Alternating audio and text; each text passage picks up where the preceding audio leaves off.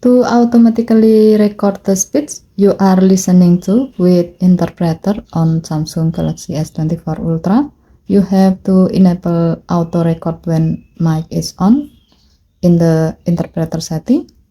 To do so, swipe down the top of the screen by using two fingers to open up the quick panel. Find interpreter, tap interpreter. Next, tap the three horizontal line icon at the top left, and then tap the settings icon. Under listening mode section, tap the gray on offset next to auto record when mic is on until the switch turns blue to turn it on. With this setting, your phone will automatically record the speech you are listening to in the listening mode on interpreter.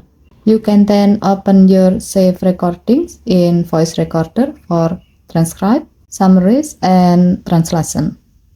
Okay, thank you for watching. Please help to like and subscribe. Have a nice day.